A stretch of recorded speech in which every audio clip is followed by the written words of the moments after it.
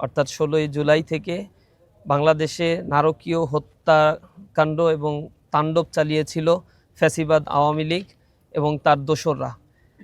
শহীদ আবু সাঈদের রক্তের মাধ্যমে এই বাংলাদেশে তারা জুলাইয়ের হত্যাকাণ্ডের ঘটনা শুরু করেছিল। আমরা 36 দিন ব্যাপী জুলাইয়ের এই কর্মসূচি গ্রহণ করেছি।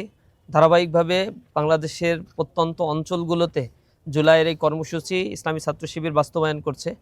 আজকে আমরা যেহেতু শাহাদাতের ঘটনা শুরু হয়েছে, এ কারণে আজকে আমরা রায়ের বাজার কবরস্থানে এখানে যে অসংখ্য লাশ, প্রায় শতাধিক লাশ গোপনে দাফন করা হয়েছিল, পরবর্তীতে ইন্টিরিমের সময় তাদের লাশ ময়নাতদন্ত করা হয়েছে। অনেকের পরিচয় শনাক্ত করা সম্ভব হয়েছে, অনেকের পরিচয় শনাক্ত করা সম্ভব হয়নি। বেওয়ারিশ এই লাশগুলো এখানে রয়েছে।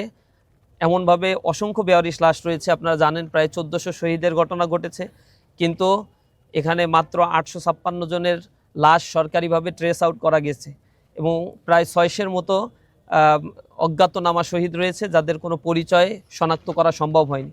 অর্থাৎ 16 তারিখ থেকে যে গণহত্যা শুরু হয়েছিল, সেই গণহত্যার পর থেকে ধারাবাহিকভাবে গোপনে এবং তৎকালীন সময়ের বাহিনীগুলোকে ব্যবহার করে এই লাশ দাফন কাফন করা হয়েছিল।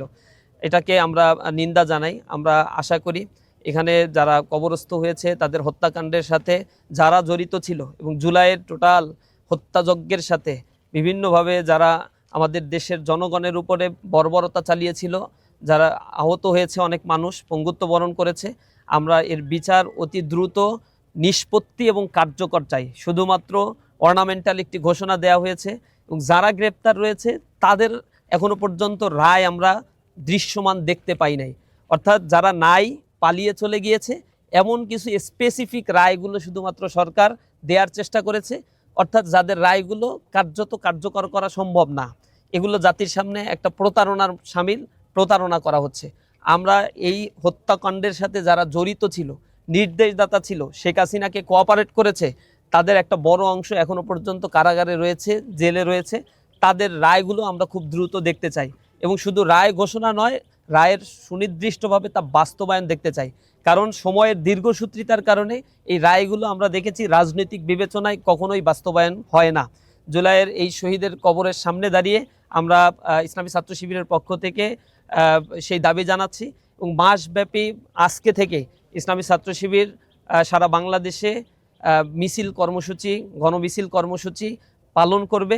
সেখানে গণহত্যার বিচারের দাবি, পাশাপাশি জুলাই সনদের পূর্ণাঙ্গ বাস্তবায়ন, গণভোটের গণরায় যেটি দেয়া হয়েছে, জনগণ দিয়েছে, তার পূর্ণাঙ্গ বাস্তবায়ন আমাদের পক্ষ থেকে দাবি থাকবে। এই দাবি দাবা নিয়ে সারা দেশব্যাপী আমরা আমাদের বিক্ষোভ মিছিল, মানববন্ধন কর্মসূচি, ক্যাম্পাসে ক্যাম্পাসে গ্রাফিতি অঙ্কন করা, ক্যাম্পাসের প্রত্যেকটি জায়গায় আমরা ছাত্রদেরকে সম্পৃক্ত করে এক্সিবিশন প্রোগ্রাম করা, বাংলাদেশের গুরুত্বপূর্ণ পয়েন্টগুলোতে জুলাই শহীদদের স্মরণে সাংস্কৃতিক অনুষ্ঠানের মধ্য দিয়ে তাদের স্মৃতিকে জাগ্রত করা, বিভিন্ন ধরনের প্রকাশনা সামগ্রী প্রকাশ এবং সেগুলো মানুষের কাছে পৌঁছানো।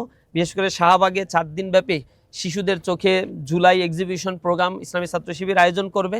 সামগ্রিকভাবে জুলাইয়ের এই স্মৃতিকে জাগ্রত রাখা, জুলাইয়ের যে আকাঙ্ক্ষা ছিল সেই আকাঙ্ক্ষাকে মানুষের মাঝে ছড়িয়ে দেয়া এবং জুলাইয়ের এই যে গণহত্যা সংগঠিত করেছিল যারা, তাদের বিচার নিশ্চিতের দাবিতে আমরা এই কর্মসূচিগুলো পালন করব। আজকে তারই অংশ হিসেবে আমরা এখানে এসেছি এবং কবর জিয়ারত করেছি। আমরা দেশের মানুষের কাছে এই আবেদন জানাচ্ছি, তাদেরকে স্মরণ করিয়ে দিচ্ছি, এই ফ্যাসিবাদের কোনো জায়গা এই বাংলাদেশে হবে না এবং স্বৈরতন্ত্র যদি কেউ কায়েম করতে চায় এই বাংলাদেশে, তাদের কাছ থেকে সেটিও গ্রহণ করা হবে না। দেশের জনগণ জাগ্রত রয়েছে, ছাত্র সমাজ জাগ্রত রয়েছে, যে কোনো অন্যায়ের বিরুদ্ধে আমরা রুখে দাঁড়াবো। দেশকে গঠনের স্বার্থে এবং দেশের কল্যাণের জন্য, ইনসাফের একটি রাষ্ট্র কায়েমের জন্য আমরা লড়ে যাব ইনশাআল্লাহ। আজকে এই কর্মসূচিতে যারা অংশগ্রহণ করেছেন তাদের সকলকে, আপনাদের সকলকে আন্তরিকভাবে অভিনন্দন এবং ধন্যবাদ জানিয়ে আমার কথা শেষ করছি। আসসালামু আলাইকুম রহমতুল্লাহি ওয়া বারাকাতুহু।